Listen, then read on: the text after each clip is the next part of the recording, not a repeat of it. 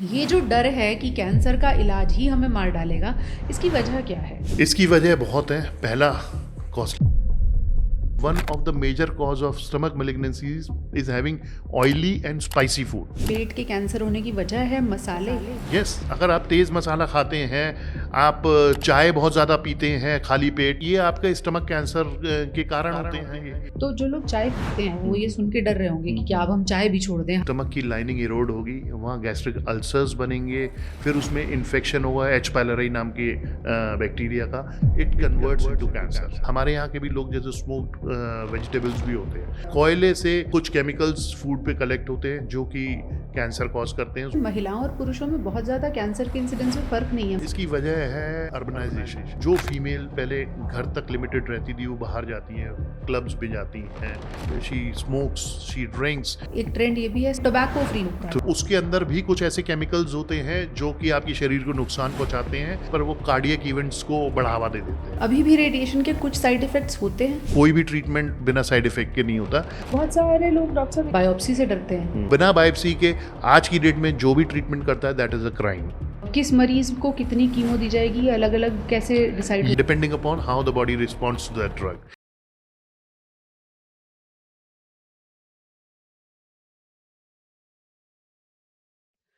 वैसे तो दुनिया में इस सवाल का जवाब लोग ढूंढ ही रहे हैं कि कैंसर क्यों हो जाता है। सब कुछ अच्छा होते हुए भी, लाइफस्टाइल अच्छी होते हुए भी अचानक एक दिन पता चलता है कि कैंसर की बीमारी हमें अपना शिकार बना चुकी है। लेकिन फिर भी बहुत कम लोग जानते हैं कि हमारी छोटी छोटी आदतें भी हमें कैंसर जैसी गंभीर बीमारी तक धकेल सकती है। जैसे कि खाना बनाने का गलत तरीका भी इसका एक कारण हो सकता है।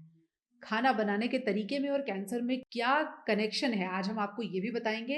और कैसे कैंसर के ट्रीटमेंट अब आसान होते जा रहे हैं और उनसे डरे बिना सही समय पर इलाज करा लेना ही सबसे अच्छा विकल्प है। इन सब सवालों के जवाब के लिए आज हमारे साथ डॉक्टर अनिल ठाकपानी हैं, जो कि एचओडी रेडिएशन ऑन्कोलॉजी हैं, शारदा केयर एंड हॉस्पिटल से जुड़े हुए हैं। बहुत बहुत स्वागत है सर आपका। Thank you madam. जैसे आपसे ही बात करते हुए मुझे पता चला कि हम कुछ ऐसी गलत आदतें भी अपनाते हैं जो हमें ये नहीं लगता कि ये भी किसी बीमारी की वजह हो सकती हैं। मान लीजिए अगर मैं सिगरेट पीती हूँ तो मुझे पता होगा कि हाँ, मुझे नुकसान हो सकता है।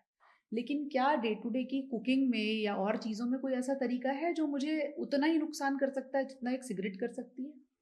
बिल्कुल, बहुत सही क्वेश्चन आपने पूछा, जो कि बहुत कम लोग पूछते हैं। द रीज़न इज़, हम करते डेली हैं। जैसे आपने बताया, सिगरेट स्मोक करते हैं, सबको पता है। अभी टबैको खाते हैं, सबको पता है कैंसर होगा। बट हम डे टू डे जो टीटोटलर हैं, जो नहीं ये यूज़ करते हैं, still they have a cancer. तो उसमें कुछ-कुछ चीज़ें होती हैं, मेरे ख्याल से सबको पता होनी चाहिए। जैसे बताया कि method of cooking, ingredients which are being used in a cooking. तो मेथड ऑफ कुकिंग को अगर देखा जाए तो हम रीहीट ऑयल, बार-बार उसी ऑयल को बार-बार उसी को यूज़ करेंगे, तो उसमें कुछ पॉलीकार्बन्स आ जाते हैं जो कि they give rise to the cancer of stomach cancer या जीआई मैलिग्नेंसी। जी। इसके अलावा अभी मैं भूटान गया था, हमारी ओपीडीज़ थी शारदा हॉस्पिटल की तरफ से। नाउ भूटान में मेरे को एक स्क्यूइंग मिला कैंसर के इंसिडेंसेस का। उसमें क्या था कि जितने भी पेशेंट्स आ रहे थे, उसमें 90% कैंसर स्टमक के थे, इंटेस्टाइन के थे, ईज़ोफेगस फूड पाइप के थे। यानी पेट और आंतों के कैंसर ज्यादा थे। यस। फिर मुझे जब पेशेंट देखा, मैंने खाना खाने गया, उन्होंने मेरे को खाना ऑफ़र किया, तो मैंने क्या देखा उसमें कि मैं खाना खा रहा हूँ, साथ में ड्राई लाल मिर्च थी, जो वो ऊपर बुरक कर खा रहे थे। मैं घबरा गया तो मैंने थोड़ा बहुत जस्ट फ़ॉर्मेलिटी के लिए, मेरे को मैंने कि पता नहीं, नहीं तो अच्छा नहीं लगेगा उनको, थोड़ा-सा खाया। जी। But the food was so spicy. और मैं आपको बताना चाहूँगा कि one of the major cause of stomach malignancies is having oily and spicy food. यानी पेट के कैंसर होने की वजह है मसाले। यस, अगर आप तेज़ मसाला खाते हैं, आप चाय बहुत ज़्यादा पीते हैं खाली पेट, या फिर आप ड्रिंक ज़्यादा करते हैं, ये आपके स्टमक कैंसर के कारण होते हैं ये। तो तब मुझे एसोसिएशन समझ में आया कि this is the main cause why the gastric cancers are so common. हमारे यहाँ पर जैसे 10%, 15%, 20% केसेज़ होते हैं, वहाँ 90% केसेज़ थे। Though so there was a huge difference. क्योंकि वो इतनी सारी मिर्ची ऊपर से यस, डाल तो देते वो हैं। मैंने देखा, मुझे कुछ गूगल करने की ज़रूरत नहीं पड़ी, मैंने खुद एविडेंस था। फिर मैंने उनसे पूछा, तो उन्होंने बताया कि this is a part of our food, तो they use it like that. तो हम तो इसके थ्रू मैं अपने दर्शकों को बताना चाहूँगा कि स्पाइसेस बहुत ही कम लें, खाली पेट चाय को अवॉइड करें, ऑयली फूड कम लें और रिपीटेड यूज ऑफ ऑयल को बंद करें। एक बार यूज करने के बाद जस्ट डिस्कार्ड इट। जो लोग डीप फ्राइंग करते हैं वो तो फिर उसे रख लेते हैं, फिर अगली बार उसमें फिर that deep is a fry problem. करते हैं। हाँ, तो वो नहीं होना चाहिए। हम लोग बाहर और खाना जो खा के, गली नुक्कड़ में समोसा मिलता है दैट इज हेल। तो वी शुड जो अवॉइड काले इट। तेल में तला होता है। बिल्कुल। तो वो ये ही चीज नुकसान कर रही है हमें। देखिए, दो चीजों से नुकसान हो रहा है। एक तो इन्फेक्शन होता है, वो रखा हुआ फूड को बार बार रीहीट करके गर्म करते हैं, और दूसरा वो रीहीटेड ऑयल से यूज कर रहे हैं। That is a major thing which क्या कॉजेज होता है सर कैंसर। अगर बार बार तेल को बार बार गर्म करके यूज किया जाए? जो तेल का गुण होता है वो खत्म हो जाता है। अब कोई केमिकल है, उसको हम हाई हीट पे, और जब डीप फ्राई करते हैं तो उसको तो और ज़्यादा टेम्परेचर पे गर्म करते हैं, हम्म, तो उसमें जो गुड केमिकल होता है वो खत्म हो जाता है। It hmm. Breaks down into the carcinogens, जो कि अगर हम कंज्यूम करते हैं तो इट कॉजेज कैंसर। और हमें लगता है कि हमारी तो लाइफस्टाइल बहुत अच्छी थी, इसमें हाँ, कैंसर हाँ। कहाँ से आ गया? बिल्कुल, बिल्कुल। आपने चाय का जिक्र किया जो भारत में तो सबको बहुत प्रिय है, खासतौर पर आपने कहा कि खाली पेट चाय। हुँ, हुँ, तो जो लोग चाय पीते हैं वो हुँ, ये हुँ, सुन के डर रहे होंगे हुँ, कि क्या हुँ, अब हम चाय भी छोड़ दें? हमें हुँ, अक्सर हुँ, लोग ऐसा कमेंट भी लिखते हैं कि हुँ, आप तो हुँ, चाय भी बंद हुँ, करवाएंगे। हुँ, हुँ। उन लोगों को आप क्या सलाह देना चाहेंगे? वही मैं यही सलाह देना चाहूँगा कि रेगुलर, मतलब बार-बार, कुछ लोग होते हैं दिन में 10 बार चाय पी रहे हैं, 10 बार कॉफ़ी पी रहे हैं, ब्लैक कॉफ़ी पी रहे हैं, ब्लैक टी पी रहे हैं। इसमें डायरेक्ट कैंसर नहीं होता, इनडायरेक्ट कैंसर होता है। उसमें क्या होगा कि स्टमक की लाइनिंग इरोड होगी, वहाँ गैस्ट्रिक अल्सर्स बनेंगे, फिर उसमें इन्फेक्शन होगा एच पाइलोरी नाम के बैक्टीरिया का, एंड वो फिर लॉन्ग टर्म प्रोसेस होता है ये। It converts into cancer. मतलब ऐसा नहीं कि हमने 1 महीना पिया और हो गया। आई एम टॉकिंग अबाउट ये सालों साल अगर हम पीते हैं तो इसमें होता है। तो मेरा सजेशन ये है, पीजिए चाय, कॉफ़ी सब पीजिए। सो एक्सेसिव नेस खत्म कीजिए उसका। एक बड़ा नॉमिनल फ्रीक्वेंसी में आप लीजिए ये सब चीज़ें, और कोई प्रॉब्लम मॉर्निंग नहीं। पे टी तो नहीं पीनी चाहिए? हाँ, वो अवॉइड करनी चाहिए। आप पहले मेरे ख्याल से कुछ एक्सरसाइज हो जाए, क्लीनलीनेस, नहाने के बाद अपना कॉफ़ी या टी लें तो it is always better. Ayurveda भी यही कहता है कि अगर आप खाली पेट चाय पीते हैं तो वो एसिडिटी को बढ़ाती है। जो बात डॉक्टर साहब साइंटिफिकली बता रहे हैं कि स्टमक लाइनिंग इरोड करना, यानी धीरे धीरे आपकी पेट की जो प्रोटेक्टिव परत है उसको काटती चली जाती है, मेरा बिल्कुल, ख्याल बिल्कुल, यही आप बिल्कुल। कहना चाह रहे हैं। यस। अब आप सोचिए वो आदतें हैं जो हम रोजमर्रा की जिंदगी में अपनाते हैं और फिर सोचते हैं कि हम तो भले चंगे थे। ये आदतें सेहत के लिहाज से कॉन्ट्रा इंडिकेटेड मानी जाती हैं और इन्हें नहीं करना चाहिए। डॉक्टर साहब, अब मेडिकल एस्पेक्ट पे आते हैं। जैसे एक हुँ। तो लोगों को ये लगता है कि हम तो सब ठीक कर रहे थे, हमें कैंसर हो गया। आप अपनी प्रैक्टिस में कितनी बार ऐसा देखते हैं कि पीछे कोई कॉज़ नहीं था और कैंसर हो गया, ऐसा संभव है? 50% ऑफ द टाइम इस तरह से रहता है हुँ, कि कोई कॉज नहीं है और कैंसर हो गया। जैसे कि मैं आपको बताऊंगा कि जो कैंसर जो है ना, it has a multifactorial cause. Hmm, ये सिर्फ एक कारण से नहीं होता। हुँ, अब जैसे कि कुछ काफ़ी पेशेंट्स आते हैं, मुझे बोलते हैं सर मैं तो टीटोटलर था, ना मैं सिगरेट पीता था, ना टोबैको लेता था, फिर भी कैंसर हो गया। हुँ, तो उन लोगों को मैं ये बताना चाहूँगा, एक तो लाइफस्टाइल, क्योंकि कैंसर सिर्फ टोबैको और अल्कोहल से ही नहीं होता। हुँ, उसके बहुत कारण और होते हैं। एक तो लाइफ़स्टाइल हो गया, sedentary hmm, lifestyle, hmm, again it causes cancer. Hmm. आपका फैट बढ़ जाएगा, आप इमोबाइल रहेंगे, तो वो कैंसर कॉज़ करेगा। इसके अलावा इन्फेक्शंस, जैसे कि आजकल वैक्सीन्स निकली हैं उन इन्फेक्शन को काउंटरैक्ट करने के लिए, हुँ, वो भी कैंसर करते हैं। फॉर एन एग्ज़ाम्पल, जैसे एच पाइलोरी मैंने बताया, हुँ। हेलिकोबैक्टर पाइलोरी नाम का बैक्टीरिया होता है, वो स्टमक में इन्फेस्ट करता है और वो कैंसर कर देता है। मतलब उस इंसान को कोई ना कोई तो सिम्पटम ऑफ एंड ऑन आते होंगे जिसको हाँ, एच एसिडिटी, पाइलोरी का इन्फेक्शन। एसिडिटी हो गया, मुँह में खट्टापन आना बार-बार, तो ये सब है। और नॉर्मल 1-2 या हफ्ते के ट्रीटमेंट से नहीं जा रहा, तो one should get himself investigated for that. तो वो करते हैं, आप गैस्ट्रो के पास जाएँगे या डॉक्टर के पास जाएँगे, वो आपका टेस्ट कराएगा, एच पाइलोरी टेस्ट ज़रूर कराएगा, है ना? तो उससे हमें पता चल जाता है। इसके अलावा हेपेटाइटिस बी वायरस जो होता है, वो हेपेटोसेलुलर का कैंसर कॉज़ करता है, जो कि हम लिवर कैंसर कॉमन उसमें बोलते हैं। हुँ, तो उसमें भी वैक्सीन होती है, हम उसको देख के मतलब वैक्सीनेट करके और बचाव कर सकते हैं। इसके अलावा ओरल मैलिग्नेंसीज़ होती हैं, ह्यूमन पैपिलोमा वायरस नाम का वायरस होता है, जिसके 50% ऑफ द टाइम टोबैको से कैंसर होता है। 50% ऑफ टाइम, जैसे कि मैडम ने बताया कि भई मैं टोबैको नहीं लेता था, फिर भी मेरे को कैंसर हो गया। हुँ, तो उसमें एचपीवी इन्फेक्शन करता है कॉज़ कैंसर। हुँ, तो उसकी भी वैक्सीन मौजूद है। इसके अलावा जो फीमेल मेलिग्नेंसीज होती हैं, जैसे कि सी सर्विक्स हो गया, पीनाइल कैंसर्स हो गए मेल में, इसके अलावा एनल वॉर्ड्स हो गए जो कि कैंसर में कन्वर्ट हो जाते हैं, ये सब ह्यूमन पेपिलोमा वायरस करता है। और लकीली हमने उसके वैक्सीन्स भी डिस्कवर की हैं, बट अनफॉर्चुनेटली अभी भी इंडिया की सिर्फ 25% पॉपुलेशन है जो कि वैक्सीनेटेड है या वैक्सीनेशन करवा रही है। 75% पॉपुलेशन नहीं करवा रही है। जिन लोगों में, जैसे आपने एच पाइलोरी के लिए कहा कि अगर किसी को एसिडिटी बार बार हो रही है या मुंह में खट्टापन है तो एक इंडिकेशन हो सकता है कि उसको ये बैक्टीरियल इन्फेक्शन हो। दूसरा, आपने एचपीवी की बात की, उस इंसान को कैसे पता चलेगा कि उसको ये इन्फेक्शन, कोई सिम्टम आता है? नहीं मैम, सिम्टम नहीं आता है एक्चुअली। जो सोशल एंड प्रिवेंटिव मेडिसिन में एक टर्म होता है लीड टाइम। लीड टाइम ये होता है कि कैंसर हुआ और इन्फेक्शन का ड्यूरेशन, वो हर कैंसर में बराबर नहीं होता। जिस कैंसर में ये ज़्यादा होता है उसी में ही स्क्रीनिंग के जो हम लोग मोडालिटीज यूज़ करते हैं वो इफ़ेक्टिव होते हैं। तो इसीलिए हम क्या करते हैं, स्क्रीनिंग टेस्ट करते हैं। जैसे एचपीवी में हम एचपीवी एक स्मीयर टेस्ट होता है, पैप स्मीयर बोलते हैं जैसे, उसमें हम एचपीवी ही देखते हैं, एचपीवी वायरस देखते हैं। अगर वो इन्फेस्टेशन है तो ज़रूरी नहीं है कैंसर हो पेशेंट में, पर आने वाले टाइम में वो कैंसर कर देगा। तो इसीलिए हम फिर उसको जल्दी जल्दी स्क्रीन करते हैं। इन सब से बचने के लिए हम वैक्सीनेट करेंगे तो 50% ऑफ द टाइम वो कैंसर वैसे ही खत्म हो जाता है। तो इस तरह से हम स्क्रीनिंग करते हैं, जैसे पैप स्मीयर हो गया, और उससे पता करते हैं हम लोग। एचपीवी की वैक्सीन कौन लोग लगवा सकते हैं, उसकी सही एज क्या है? हाँ, तो एचपीवी की जो वैक्सीन है होती है वो भी 2-3 तरीके की वैक्सीन है।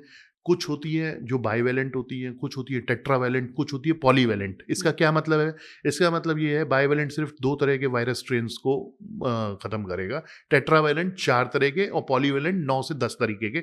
जितना ज़्यादा होगा वैलेंट उतना ज़्यादा इफेक्टिव होगी। पर अच्छी बात यह है कि 80% ऑफ द जो वायरसेस होते हैं वो बाईवैलेंट से कवर हो जाते हैं, तो इसलिए वो सस्ती भी आती है। और गवर्नमेंट ऑफ इंडिया ने करीबी हुई है, अब मेरे ख्याल से आने वाले टाइम में हमारा जो वैक्सीनेशन प्रोग्राम में भी आ जाएगी।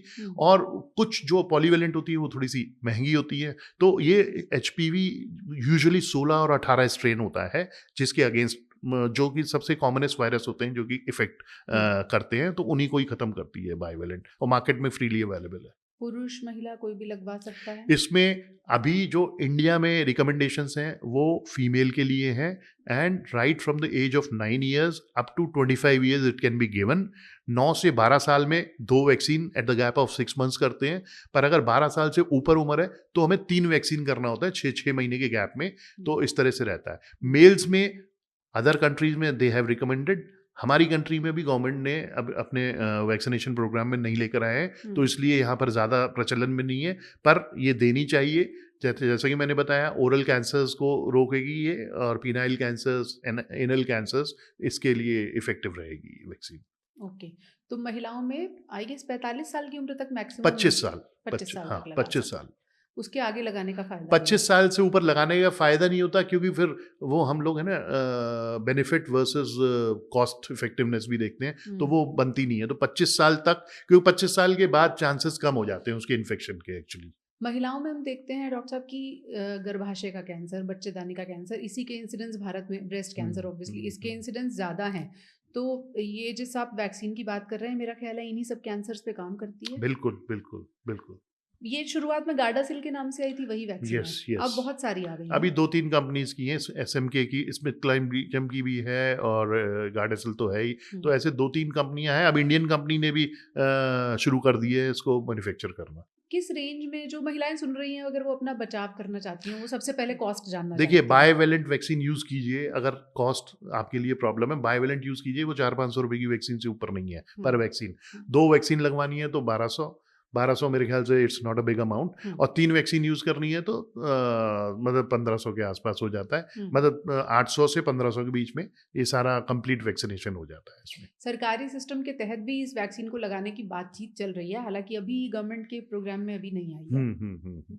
तो उस लिहाज से भी अगर आप देखें कि कितने तरह के कैंसर से बचाव करती है और कितना ज़्यादा बचाव करती है, ये मेरा ख्याल है इस बात पर डिपेंड करेगा कि कितनी जल्दी आपने वैक्सीन लगवाई है। Yes yes. 9 साल से, मतलब मिनिमम जो होता है 9 साल से हम कर सकते हैं शुरुआत, और it goes up to 25 years। जितनी जल्दी लगवाएंगे उतना ज़्यादा बचाव होगा हमारे बॉडी में, उतनी ज़्यादा ऑटो ये एंटीबॉडी अगेंस्ट दिस वायरस बनेंगी और उतना चांसेस कम होंगे इन्फेक्शन के। और एक बार वैक्सीन लगवा ली, वो अपना शेड्यूल पूरा कर लिया, फिर दोबारा ज़रूरत उसके नहीं बाद बूस्टर्स लगते हैं after a gap of few years, तो वो बीच-बीच में लगाते रहते हैं वो हम लोग। लगाते हाँ, रहते हैं। हाँ। यानी अब ऐसी वैक्सीन भी मौजूद हैं जो कुछ तरह के कैंसर्स को होने से पहले रोक सकती हैं। लेकिन अब आते हैं डॉक्टर साहब उस मुद्दे पर जिससे लोग डरे रहते हैं। एक बार कैंसर हो गया, उसके बाद लगता है कि अब तो ज़िंदगी ख़त्म हो गई, क्योंकि जो इलाज है वही अपने आप में हमें मार ना डाले। ये जो डर है कि कैंसर का इलाज ही हमें मार डालेगा, इसकी वजह क्या है? इसकी वजह बहुत है। पहला, कॉस्टली है काफ़ी ट्रीटमेंट ये, हुँ। तो इकोनॉमिकली एक ब्रंट होता है पेशेंट के ऊपर। हाँ। दूसरा, टॉक्सिसिटीज़ किसी ज़माने में इन सब, चाहे वो कोई भी मोडालिटी की, रेडिएशन, सर्जिकल, मेडिकल ऑन्कोलॉजी, तो उसमें टॉक्सिसिटी बहुत ज़्यादा हुआ करती थी, जो कि अभी नई डिस्कवरीज़ के साथ, तीनों मोडालिटीज़ में नई डिस्कवरी हुई है, वो टॉक्सिसिटी बहुत नीचे चली गई है। हुँ। तो पहले जो मिथ था कि भाई कैंसर हो गया मतलब ख़त्म ज़िंदगी, हुँ। और क्योंकि ट्रीटमेंट ही इतना टॉक्सिक होता था। तो अभी बहुत सारी नई डिस्कवरीज आई हैं जिसकी वजह से हम लोग बहुत अच्छे से ट्रीट कर पाते हैं। और अच्छी बात यह है कि अभी स्क्रीनिंग टूल्स भी हमारे पास बहुत अच्छे हैं जो अर्ली स्टेज में कैंसर को कैच कर लेता है। तो कैंसर से बचने का एक ही उपाय है, अवेयरनेस।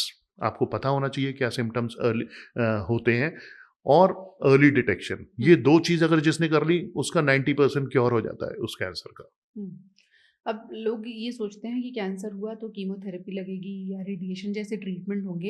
एक-एक करके मैं आपसे ये जानना चाहूँगी कि रेडिएशन का नाम सुन के ऐसा लगता है कि हमारी बॉडी किसी रेडिएशन से बार-बार एक्सपोज़ की जाएगी और उसी में हमारी बॉडी जो है वो जवाब दे देगी। पहले के सालों में और अब के सालों में कितना फ़र्क आया है? देखिए, जैसे कि मैंने बताया, जो कैंसर ट्रीटमेंट होता है ना, वो मेजरली 3 मोडालिटीज़ से करते हैं हम। जी। पहला होता है सर्जिकल ऑन्कोलॉजी, दूसरा होता है मेडिकल ऑन्कोलॉजी, और तीसरा होता है रेडिएशन ऑन्कोलॉजी। हुँ। अब if we discuss about the radiation oncology जो पुराने ज़माने में होती थी, कोबाल्ट से हम करते थे या सरफेस मोल्ड से करते थे, वो उससे टॉक्सिसिटी बहुत ज़्यादा होती थी। कारण कि उसकी एक्यूरेसी नहीं होती थी, हमें पता ही नहीं होता था कि हम रेडिएशन कहाँ दे रहे हैं। अब ऊपर से रेडिएशन का हमने 4 खाने खींचे, उसके अंदर रेडिएशन दिया हमने, जैसे किसी बोन पे कैंसर है या मेरे इधर पेट में कैंसर है, तो वो किडनी में भी डोज़ जा रहा है, हमारा इंटेस्टाइन्स में भी जा रहा है, स्टमक के साथ-साथ।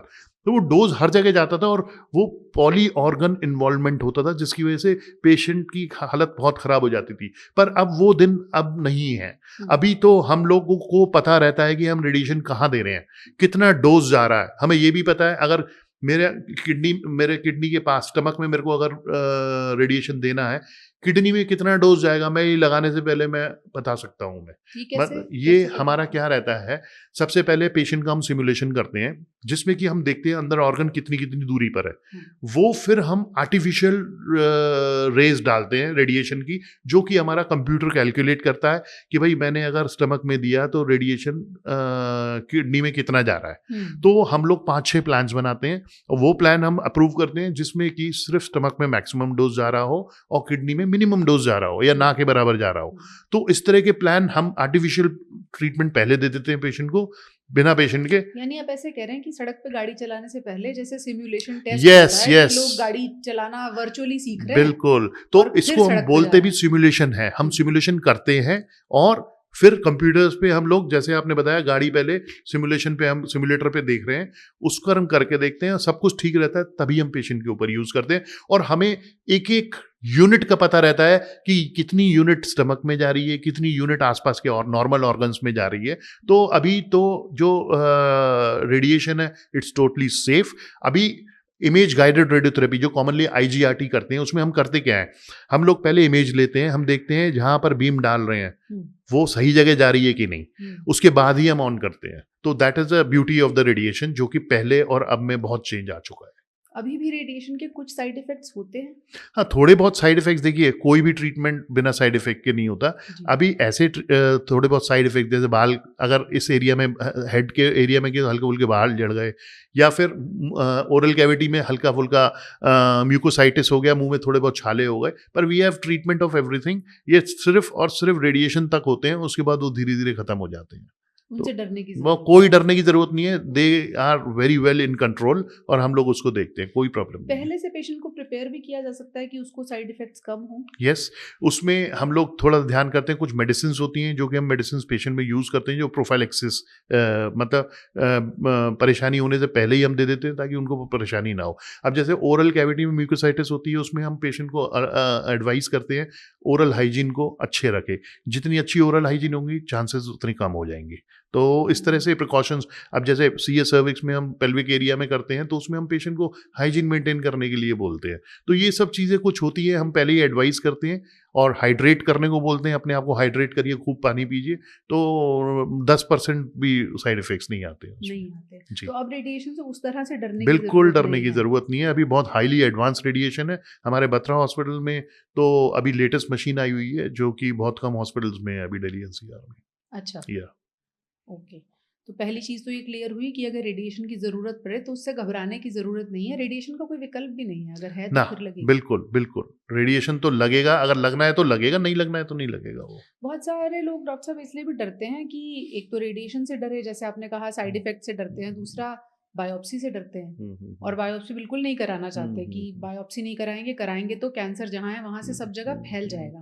ये धारणा कहाँ से आई है? देखिए ऐसा है, पहले ज़माने में क्या होता था, बिना बायोप्सी के भी चल जाता था काम, क्योंकि हमारा जो सिस्टम इतना एडवांस नहीं था, हमें नहीं पता था ये दवाई असर करेगी नहीं करेगी। आजकल तो हमारे पास ऐसी ऐसी चीज़ें आ गई हैं, जैसे बायोप्सी सिर्फ कैंसर को प्रूव करने के लिए हम नहीं करते हैं बायोप्सी, कैंसर को तो प्रूव करना है, उसके बाद उसमें कौन सी दवाई कितनी ज़्यादा इफेक्ट देगी वो भी हम टेस्ट कर लेते हैं। उसके अलावा कौन सी दवाई यूज़ होगी, उसमें टारगेट थेरेपीज आजकल आ गई हैं हमारे पास, इम्यूनोथेरेपीज आ गई हैं, तो वो असर करेंगी भी कि नहीं करेंगी। अब इम्यूनोथेरेपी पर डोज 4 से 5 लाख का होता है और मैं ऐसे ही दे दूं और असर नहीं करे, तो एक तो साइड इफेक्ट्स पेशेंट में, दूसरा कि पैसा बहुत कॉस्टली है तो पैसा खराब हो जाएगा। तो उसमें हम मार्कर्स करा लेते हैं, PDL1 नाम का मार्कर होता है जिससे कि हमें पता चल जाता है कि ये इम्यूनोथेरेपी काम करेगी कि नहीं करेगी। मार्कर्स कैसे लगाते हैं? मार्कर्स उसमें क्या करते हैं, इम्यूनोहिस्टोकेमिस्ट्री एक मेथड होता है, उसके थ्रू हम देखते हैं ट्यूमर सेल्स के ऊपर कुछ मार्कर्स होते हैं जिसपे टारगेट हम टारगेट थेरेपी देते हैं। अगर वो मार्कर्स होंगे उसी पे अटैच होकर वो अंदर जाएगी कैंसर के, अगर वो मार्कर नहीं होंगे तो नहीं काम करेगी वो। यानी जो मैं समझ रही हूँ कि जो बायोप्सी के लिए जो भी टुकड़ा लिया गया है जी, उस पर ये टेस्ट एक तरह यस से करके यस, देखा जाता है। हाँ हाँ, तो बायोप्सी से सिर्फ कैंसर को प्रूव नहीं करते हैं, उसके अलावा कौन सी दवाई मतलब होगी और इफेक्टिव ज़्यादा होगी, वो भी प्रोग्नोस्टिकेट भी करती है कि भाई ये कैंसर पूरी तरह ठीक हो पाएगा कि नहीं हो पाएगा, तो उतना अग्रेसिव ट्रीटमेंट देंगे। कुछ कैंसर रेजिस्टेंट होते हैं तो हम ज़्यादा अग्रेसिवली हम तीनों मोडालिटीज़ यूज़ करेंगे ताकि फिर से ना आ जाए। तो बहुत सारी चीज़ें नॉलेज हमें मिलती है बायोप्सी से, और बिना बायोप्सी के आज की डेट में जो भी ट्रीटमेंट करता है दैट इज़ अ क्राइम। अच्छा, yes, it is illegal. Okay. Yes, तो बायोप्सी तो करनी ही कारण है। 100 उसके बिना it's not legal to start the treatment. जो कहता है बिना बायोप्सी की ट्रीटमेंट कर रहा हूँ, ही इज टोटली रॉन्ग। वो ज़्यादातर झोला छाप है, आप ऐसा जी, मोटे तौर पर मान लीजिए। फिर भी अगर कोई दावा करना चाहता है तो पॉडकास्ट के नीचे कमेंट सेक्शन है, आइए, आपका भी स्वागत है। डॉक्टर साहब, बायोप्सी में करते क्या, कट लगा के वो हिस्सा निकालते हैं, इसलिए लोगों को लगता है कि वहां से कट लगाया तो वहां से निकल के कैंसर हाँ फैल जाएगा, हाँ, ऐसा? तो ये बड़ी गलत धारणा है लोगों के बीच में कि अगर कट लगाएंगे तो ही कैंसर फैलेगा। ऑफ कोर्स थोड़े बहुत चांसेस हो सकता है किसी किसी कैंसर में बढ़ जाते हो, पर कैंसर जो फैलने वाला है वो अपने आप फैलता रहेगा। आप कट लगाइए न लगाइए, तो बेटर है कट लगा के हम देख लें भाई उसमें है क्या, कौन सी दवाई असर करेगी, कितना एग्रेसिव हमें ट्रीटमेंट देना है, तो हम उसको परफेक्ट ट्रीटमेंट हम दे पाएंगे। पर हाँ, इसका भी विकल्प है, जैसे कि हम डिस्कस कर रहे हैं कि कभी कभी जैसे लंग ट्यूमर्स हो गए, कुछ ऐसे ट्यूमर्स जिसमें हमने एक आध बार बायोप्सी करके देख ली और नहीं आ रहा, या फिर पेशेंट की कंडीशन अच्छी नहीं है कि हम उसमें इन्वेजिव टेस्ट करें, तो उसमें आजकल लिक्विड बायोप्सी नाम की चीज़ है, उसमें हम 2 ml ब्लड निकालते हैं और उससे हमें कैंसर सेल्स पता चल जाते हैं। पर उससे पूरी जानकारी नहीं पता चल पाती है ना, सारे टेस्ट में, मतलब सारे मैलिग्नेंसीज में। तो इसलिए वो बायोप्सी का विकल्प नहीं है, बायोप्सी हमेशा प्रायोरिटी पे होनी चाहिए। पर कुछ पेशेंट्स में जो जो एलिजिबल नहीं होते हैं बेहोशी करने के, या हम नीडल नहीं डाल सकते हैं, जिनका हार्ट बहुत कम काम कर रहा है, हाँ अगर हम बायोप्सी लेंगे तो ही और शी में डाई, तो ऐसे केसेस में हम लोग 2 ml ब्लड से भी कुछ नॉलेज पता कर सकते हैं और हम लोग ट्रीटमेंट स्टार्ट कर सकते हैं। ये ब्लड कहाँ से लिया जाता है? किसी भी जगह से इंट्रावीनस एक्सेस लेके उधर से 2 ml ब्लड, जैसे कि हम सिंपल ब्लड टेस्ट कराते हैं उसी तरह से 5 ml ब्लड जब ले रहे हो उसमें से 2 ml ब्लड हम लिक्विड बायोप्सी के लिए निकाल लेंगे और वो कर लेंगे। उसमें कुछ पता चल जाता है? उसमें 50% ऑफ द चीजें पता चल जाती है हमें। और ये आप किन पेशेंट के केस में करेंगे? ये जैसे लंग कैंसर हो गया जहां पर एक्सेस नहीं है ट्यूमर की, जैसे कि मैं अंदर जा रहा हूं बिल्कुल हार्ट के पास है तो वो नीडल हार्ट में घुस सकती है और पेशेंट को कॉम्प्लिकेट हो सकता है ऐसे केसेस में, या फिर ऐसा पेशेंट बिल्कुल मॉरिबंड है, बिल्कुल जाने वाला है, ऐसे केसेस में हम लोग फिर बायोप्सी अवॉइड कर देते हैं। फिर liquid biopsy? Liquid biopsy but फिर अदरवाइज बायोप्सी कराना gold standard is a biopsy. और ये डर नहीं होना चाहिए कि फैल जाएगा? नहीं फैलेगा, बिकॉज जो फायदा हमें उसकी नॉलेज से मिलेगा वो ज्यादा होगा एज कंपेयर टू उसका फैलना। तो जो मैं समझ पा रही हूँ कि बायोप्सी कराने के बाद ये तय होता है कि अब इलाज की दिशा क्या होगी। यस, दिशा क्या होगी, कितना अग्रेसिव, हमें तीनों मोडालिटी यूज करनी है कि सिर्फ एक ही मोडालिटी यूज करनी है, तो वो अल्टीमेटली फायदा ओवरऑल पेशेंट को होता है उस चीज का। तीनों का मतलब है कि रेडिएशन दी जाएगी, Surgical. सर्जरी की जरूरत पड़ सकती है या कीमोथेरेपी के जरिए जी। दवाएं देकर भी हम्म। काम हो सकता है। आपने डॉक्टर साहब रेडिएशन और बायोप्सी को लेकर जो धारणाएं हैं उनको क्लियर किया। अब कीमोथेरेपी पर आते हैं। कीमोथेरेपी में अक्सर हमने देखा है कैंसर पेशेंट से शिकायत करते हैं कि बहुत दुखदाई होती है वो सेशन और बड़ी परेशानी होती है। उसमें कुछ सुधार आने की कोई उम्मीद है? देखिए, कीमोथेरेपी जो पहले हम देते थे जो बहुत ज़्यादा टॉक्सिक हुआ करती थी, पर अब जो चीज़ें हैं अपार्ट फ्रॉम कीमोथेरेपी, एक तो कीमोथेरेपी में ही बहुत नई चीज़ें ईजाद हुई हैं।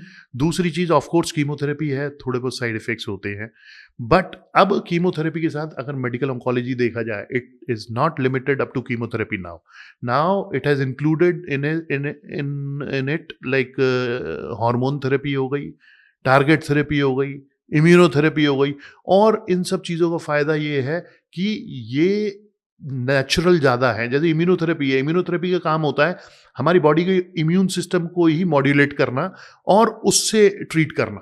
तो क्योंकि ये कुछ कीमोथेरेपी नहीं है, साइटोटॉक्सिसिटी नहीं है, तो उसमें साइड इफ़ेक्ट्स भी ऑफ कोर्स कम रहते हैं, बट ये है कि ये दवाइयाँ हर पेशेंट में यूज़ नहीं होती हैं, इसकी भी लिमिटेशंस हैं, और दूसरा कॉस्टली भी बहुत होती है, सब पेशेंट नहीं कर पाते हैं।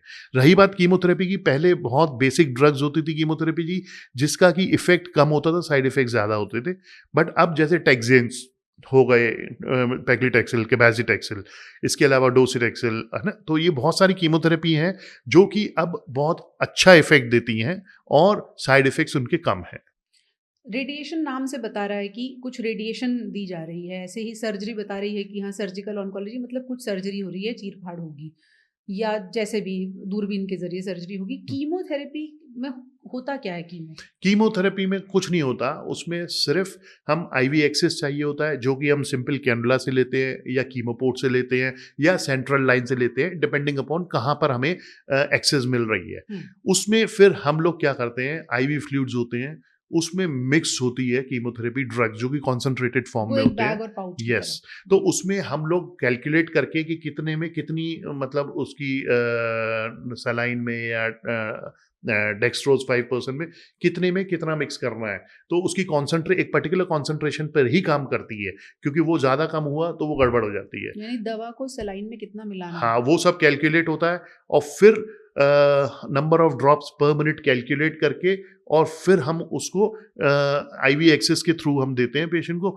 यूजुअली ये ज़्यादातर केसेस में 1 से 2 घंटे से 3 घंटे में लग जाती है, पर कुछ जैसे फोल्डफॉक्स रजीम होती है वो 48 घंटे से 72 घंटे तक भी चलती है कीमोथेरेपी। यस, ऐसा क्यों सर? ये बेसिकली क्या होता है, अब जैसे 5-फ्लोरोयुरेसिल है, ये एक ड्रग है कीमोथेरेपी। इसमें क्या होता है, अगर हम शॉर्ट टर्म के लिए यूज़ करेंगे तो उसका मैकेनिज्म अलग हो जाता है, अगर उसी को ही 72 घंटे में यूज़ करेंगे उसका मैकेनिज्म चेंज हो जाता है, उसके साइड इफेक्ट्स प्रोफाइल अलग हो जाते हैं, टॉक्सिसिटी प्रोफाइल अलग हो जाता है। तो हम लोग ये सब टाइमिंग्स वगैरह कैलकुलेट करके और फिर उसको दी जाती है। इसलिए कहा जाता है कभी भी जो कीमोथेरेपी होती है वो जो ऑन्कोलॉजिस्ट से ही लगवाए और ना कि नॉर्मल डॉक्टर से लगवाए। ओके जी। ऐसा भी होता है कि नॉर्मल डॉक्टर कीमो कर दे? काफ़ी लोग करते हैं, काफ़ी लोग करते हैं, सर्जन हो गया, कार्डियोलॉजिस्ट हो गया, वो और भी उनको कर डोज़ेज और वो बेसिकली क्या होता है ना, अपनी-अपनी फ़ील्ड के करते हैं। अब जैसे गैस्ट्रो है तो वो अपने स्टमक का करेगा, उनको थोड़ी बहुत ट्रेनिंग होती है, hmm, but we should avoid it. Okay. किस मरीज़ को कितनी कीमो दी जाएगी, अलग-अलग कैसे डिसाइड होता है? ये भी हर डिपेंड्स कि कौन-सा कैंसर है। जैसे कि यूजुअली ब्रेस्ट कैंसर्स में हम लोग 8 साइकिल से 6 से 8 साइकिल देते हैं, पर जो इम्यूनोथेरेपी होती है, वो लंबे टाइम तक चलती है। हुँ, कीमोथेरेपी तो 6 से 8 साइकिल, इम्यूनोथेरेपी फिर 1 साल से 2 साल से 3 साल तक भी चलती है, depending upon how the body responds to that drug. Usually नहीं तो 6 महीने से 8 महीने तक हम लोग कीमो देते हैं। और जो कीमोथेरेपी की 6 से 8 साइकिल आप बात कर रहे हैं, वो हुँ, हुँ। कितने समय में पूरे हो जाते हैं? यूजुअली जो कीमोथेरेपी का गैप होता है वो 21 डेज़ का होता है। हुँ, कि हर 21 दिन में 1 साइकिल लगती है, तो 5 महीने में करीब खत्म हो जाती है। हुँ, कुछ-कुछ कैंसर जैसे मैंने बताया लॉन्ग टर्म चलते हैं, वो 1.5 से 2 साल तक भी चलती हैं कीमोथेरेपी उनकी। चलती मतलब रहती है। हाँ, इम्यूनोथेरेपी, टारगेट थेरेपी मिला के। इम्यूनोथेरेपी डॉक्टर अनिल अभी हाल-फिलहाल में बहुत ज़्यादा पॉपुलर है, लेकिन उसके जो लिमिटेशन है कि हर केस में उसे यूज़ नहीं कर सकते, वो हुँ, शायद रिलैप्स के केस में यूज़ होती है। हुँ, क्या हुँ। लिमिटेशन है इम्यूनोथेरेपी की? बेसिकली देखिए ऐसा है, all depends upon age of the patient, depends upon stage of the disease, हुँ, ऑल एंड डिपेंड्स अपॉन कि रिकरेंस है कि नहीं है। हुँ, तो कुछ कैंसर्स में उसको फ्रंट लाइन भी यूज़ करते हैं, जो कि बहुत कम कैंसर्स हैं। कुछ कैंसर्स में जब रिकरेंस होता है तभी यूज़ करते हैं। फिर कुछ कॉन्ट्राइंडिकेशंस रहती हैं, देखिए कोई पेशेंट है, ओल्ड एज है, काफ़ी कोमॉर्बिडिटीज़ हैं, तो उसमें हम लोग अवॉइड करते हैं, बिकॉज़ उसके फिर इम्यून सिस्टम से हम छेड़खानी करना हुँ, ठीक नहीं समझते हैं, तो वो साइड इफ़ेक्ट ज़्यादा प्रोफ़ाइल होता है। और दूसरा है, जैसे मैंने बताया था, बायोप्सी में हम लोग देखते हैं मार्कर, हुँ, तो इसमें एक स्पेशल मार्कर्स होता है, पीडीएल-1 मार्कर होता है, जिसमें कि अगर 0% है तो वो इफ़ेक्टिव नहीं होगी। हुँ, अगर वो 1% ऑनवर्ड्स होते हैं, तो इफ़ेक्टिविटी होती है उसकी। ओके। हुँ। किन केसेज़ में बहुत ज़्यादा अच्छे रिज़ल्ट देखने को मिलते हैं इम्यूनोथेरेपी के? अब जैसे लंग कैंसर हो गया, हुँ, मैलिग्नेंट मेलानोमा एक स्किन कैंसर होता है, जिसका कभी ट्रीटमेंट कभी भी नहीं निकला था। पेशेंट मतलब वो डेथ वारंट था। उसमें इसका बहुत अच्छा निवोल्यूमैब नाम का इम्यूनोथेरेपी का बहुत अच्छा रोल है। हुँ, ठीक है? इसके अलावा यूरिनरी ब्लैडर हो गए, ब्रेस्ट कैंसर्स हो गए, तो ओरल कैविटी में टारगेट थेरेपी सिट्रीक्सिमैब हो गया। इसके अलावा पेम्ब्रोलिज़ुमैब इम्यूनोथेरेपी है, उसमें हम देते हैं, but not in a front line. We give it when patient has a recurrence, और बहुत ज़्यादा एडवांस स्टेज है, तो हम फ्रंट लाइन में दे सकते हैं उसमें। ओके। या तो उसमें कोई इतने साइड इफ़ेक्ट्स नहीं होते? साइड इफ़ेक्ट्स बहुत ज़्यादा नहीं होते हैं as compare to chemotherapy, side effects कम रहते हैं उसमें। डॉक्टर साहब, आज की तारीख में अगर मैं आपसे पूछूँ ऐसे एक लेमैन क्वेश्चन कि कौन से कैंसर होंगे जो अभी भी चैलेंज बने हुए हैं डॉक्टर्स के लिए? यस, तो जैसे कि मैंने बताया, सारे कैंसर चैलेंज हैं who which are in advance stage, पहला चीज़, ठीक है? तो हमारी एक एम होना चाहिए थ्रू एनीथिंग, अवेयरनेस या फिर स्क्रीनिंग प्रोग्राम्स की अर्ली स्टेज में पकड़ा जाए। हुँ, दूसरा, कुछ कैंसर्स होते हैं जैसे हेपेटोसेलुलर कार्सिनोमा एडवांस स्टेज में, वो गड़बड़ होता है। सीए पैनक्रियाज़ हो गया, वो गड़बड़ होता है। ग्रेड 4 ग्लायोमास, जो कि technically we call it GBM, glioblastoma multiforme, ये तो कहाँ का कैंसर है? ये ब्रेन का कैंसर है। अच्छा, तो इसमें ये देखा गया है कि even after giving a complete treatment 2 साल से ज़्यादा की लाइफ नहीं होती है पेशेंट की।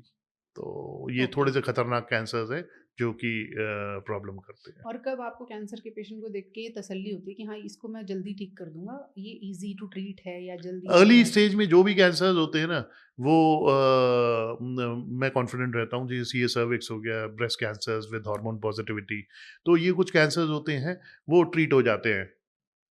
ये हम ये भी देख रहे हैं कि भारत में महिलाओं और पुरुषों में बहुत ज़्यादा कैंसर के इंसिडेंस में फ़र्क नहीं है। महिलाओं को भी उतने ही हो रहे हैं जितने पुरुषों को हो रहे हैं। कोई ख़ास वजह है इसकी? इसकी वजह है अर्बनाइजेशन। देखिए, ओके। जैसे-जैसे हम लोग छोटे शहरों से बड़े शहर में आते हैं, हुँ, तो जो फीमेल पहले घर तक लिमिटेड रहती थी, वो बाहर जाती हैं, क्लब्स में जाती हैं, हुँ, हर जगह जाती हैं, शी स्मोक्स, शी ड्रिंक्स, तो ऑलमोस्ट पहले जो कैंसर के केसेस मेल्स में ज़्यादा होते थे, अब बराबर ऑलमोस्ट हो गए हैं। वो भी पिज़्ज़ा वो भी खाएँगी, सब कुछ वो करेंगी, ड्रिंक्स और स्मोकिंग, तो ये सब ने ऑलमोस्ट बराबर पे लाकर खड़ा कर दिया है मेल एंड फीमेल्स को, ओके। तो जो कैंसर मतलब इंसिडेंस। खुद ही लाइफ़स्टाइल की बुलाई हुई मुसीबतें हैं। बिल्कुल, बिल्कुल, बिल्कुल। ओके। लाइफ़स्टाइल की आदतों की का ज़िक्र हो ही रहा है। आपने इससे पहले खाने की भी बात की थी और हुक्का एक ऐसी चीज़ है जिसे कंपैरेटिवली सेफ मानते हैं लोग कि हम हम्म। सिगरेट नहीं फूंक रहे हैं, हम दारू भी नहीं पी रहे हैं, हम तो सिर्फ सोसाइटी में बैठ के हुक्का फूंक रहे हैं। उसको आप किस तरह से देखते हैं? हुक्का इज अगेन वो टोबैको प्रोडक्ट है, टोबैको से ही रहा है, तो again it is the same risk factors of having lung cancer and head neck malignancies. एक ट्रेंड ये भी है स्मोक फ्री हुक्काज, मतलब जिसमें कहने के लिए टोबैको फ्री हुक्काज। टोबैको आजकल वो ई सिगरेट्स वगैरह भी आती हैं जिसको जी। बोलते हैं टोबैको फ्री, पर अगेन उसके अंदर भी कुछ ऐसे केमिकल्स होते हैं जो कि आपकी शरीर को नुकसान पहुंचाते हैं। ऑल्दो कैंसर के रेट्स थोड़े कम करते हैं, पर वो कार्डियक इवेंट्स को बढ़ावा दे देते हैं फिर। तो देखिए अल्टीमेट जो नुकसान होना है वो इन्हीं सब कॉम्प्लिकेशंस की वजह से होना है। तो वो चाहे कैंसर हो, चाहे कार्डियक इवेंट्स हो, चाहे ट्रॉमा हो, वो जो भी होगा पेशेंट को प्रॉब्लम होगी। तो कुछ ना कुछ करके वो कैंसर कम कर देगा तो दूसरी चीज़ बढ़ा देगा। तो अल्टीमेटली नुकसानदायक है, और I do not recommend using all these things. यानी अगर आप फ्लेवर्ड हुक्का ये सोच के कंज्यूम कर रहे हैं बिल्कुल कि आप गलत है सेफ वो, हैं। बिल्कुल गलत है, सेफ नहीं है। स्मोक्ड फूड की हम बात कर रहे थे, तो ऐसा खाना जो धुएं पे पकाया जाता है, अगर उसके हम्म। एग्जाम्पल्स को मैं देखूं तो उसमें ग्रिलिंग भी दिख रही है, उसमें बारबेक्यू भी दिख रहा है। क्या ये भी प्रॉब्लमेटिक हो सकते हैं? बिल्कुल। ये देखिए नॉर्थ ईस्ट इंडिया, भूटान, यहाँ के लोग बेसिकली स्मोक्ड मीट को बहुत ज़्यादा प्रेफरेंस देते हैं। जैसे स्मोक्ड फिश हो गया, चिकन हो गया, और फिर जो भी है। और हमारे यहाँ के भी लोग जैसे स्मोक्ड वेजिटेबल्स भी होते हैं। उसमें अब क्या होता है, मतलब जिसमें नीचे कोयला जल रहा हाँ, है और कोयले से कुछ केमिकल्स फूड पे कलेक्ट होते हैं जो कि कैंसर कॉज करते हैं। उसमें head neck malignancy, specially CA nasopharynx, तो वो होता है जो कि बड़ी कॉमन है, और हमें इसको एक्सेसिव यूज को अवॉइड करना चाहिए। डॉक्टर साहब, इससे तो मुझे याद है तंदूरी चाय बड़ी पॉपुलर है, हाँ हाँ और वो हाँ। कोयले में वो हाँ तो वो कुल्हड़ उस को पकाया जाता है। बिल्कुल बिल्कुल, हाँ तो वो उससे भी रिस्क है, क्योंकि जहां पर भी कोयले के सूट आ रहा है वो कैंसर कॉज करेगा। लोग कहते हैं उसका एक अलग फ्लेवर आता है जो बड़ा फ्लेवर अच्छा आता है, लगता अब है। शराब में भी फ्लेवर लोगों को मिलता है, टोबैको में भी मिलता है, तो हर जो चीज़ जीभ को अच्छी लगती है वो हमारी शरीर के लिए अच्छी नहीं होती है। चलते चलते एक सवाल आपसे ये डॉक्टर साहब कि आपने स्क्रीनिंग प्रोग्राम की बात की, अब इतनी तरह के कैंसर हैं, तो अब एक एवरेज इंसान को कैसे अपनी स्क्रीनिंग करवानी चाहिए? जैसे कि मैंने बताया ना, स्क्रीनिंग हर तरह के कैंसर में कारगर नहीं होती है। स्क्रीनिंग सिर्फ उन्हीं कैंसर्स में कारगर होती है जिसमें लीड टाइम ज़्यादा होता है। लीड टाइम मीन्स कैंसर हुआ और सिम्टम आया, जितना ज़्यादा वो गैप होगा उतना इफेक्टिविटी हमारी स्क्रीनिंग की ज़्यादा रहेगी। हुँ, तो इसमें कुछ कैंसर हैं जो कि फॉर्चुनेटली बहुत कॉमन है हमारे इंडिया में, हुँ, उन्हीं में स्क्रीनिंग बहुत काम करती है। जैसे हुँ, सीए सर्विक्स हो गया, हुँ, ब्रेस्ट कैंसर हो गया, हुँ, कोलन कैंसर्स हो गए, प्रोस्टेट कैंसर हो गया। हुँ। तो ये कुछ तरह की स्क्रीन कैंसर्स हैं जिनमें अगर स्क्रीन करके अर्ली स्टेज में पकड़ा जाए तो उसका क्योर रेट 10% से 90% हो जाता है, क्योर रेट तो उनका। मोटे तौर पर कौन से ऐसे सिम्पटम हैं जो लोगों को पहचानने चाहिए और किस एज ग्रुप में ज़्यादा आते जी, हैं? जैसे सीए सर्विक्स है, जो बच्चेदानी के मुंह का कैंसर है, उसमें dyspareunia, when you are making relations with your partner, तो उसमें पेन होना, ब्लीडिंग होना, इंटरमेस्ट्रुअल ब्लीडिंग होना, पेन होना, और स्मेली डिस्चार्ज आना, तो ये सब सिम्टम्स सर्वाइकल कैंसर के हैं। Hmm, if you talk about lung cancer में क्या होगा कि ब्रेथलेसनेस होगी, आपको थूक में खून आएगा, आपका वीकनेस होगी, सडन वेट लॉस होगा, तो ये सब चीज़ें हैं, और खांसी रहेगी। हुँ, ये सब चीज़ें हैं जो कि लंग कैंसर को प्रूव करती हैं। प्रोस्टेट कैंसर में क्या होता है कि जो पेशाब आता है रुक-रुक के आता है प्रोस्टेट कैंसर में, पर अनफॉर्च्युनेटली प्रोस्टेट कैंसर डायग्नोज़ होता है जब वो स्टेज 4 में पहुँच जाता है। ऐसा उसमें क्यों? अगर बोन में रुक-रुक के पेशाब आ रहा है तो बड़ा क्लासिकल सा। लोग, हाँ, तो वो लोग सोचते हैं कि कुछ नहीं है, बुढ़ापे की निशानी है, तो वो नहीं जाते हैं डॉक्टर के पास। ऐसे पेशेंट्स में क्या होता है, फिर पेशेंट हमारे पास आता है फ्रैक्चर लेके। फ्रैक्चर हो जाएगा या बोनी पेन्स होते हैं, क्योंकि ज़्यादातर प्रोस्टेट कैंसर के जो फैलना की जगह होती है वो बोन्स होती है। ओह! हाँ, तो उसमें या तो मल्टीपल माइलोमा नाम की बोन कैंसर होता है या प्रोस्टेट कैंसर होता है। जैसे ही हमारे पास आता है, पेशेंट को घुसते ही हमारे दिमाग में वो होता है, फटाक ट्रीटमेंट इन्वेस्टिगेट कराते हैं और निकल आता है वो। तो we have so much of experience now कि पेशेंट जैसे ही दरवाजे से अंदर घुसता है, हमारी आधी डायग्नोसिस बन जाती है। आधी डायग्नोसिस फिर हम क्लिनिकल एग्जामिनेशन और इन्वेस्टिगेशंस करके फिर कराया जाए। ओके, तो ये तो वो मोटे तौर पर सिम्पटम है कि पहचाने जा सकते बिल्कुल, हैं। बिल्कुल। इसीलिए अवेयरनेस इज़ वेरी इम्पोर्टेंट।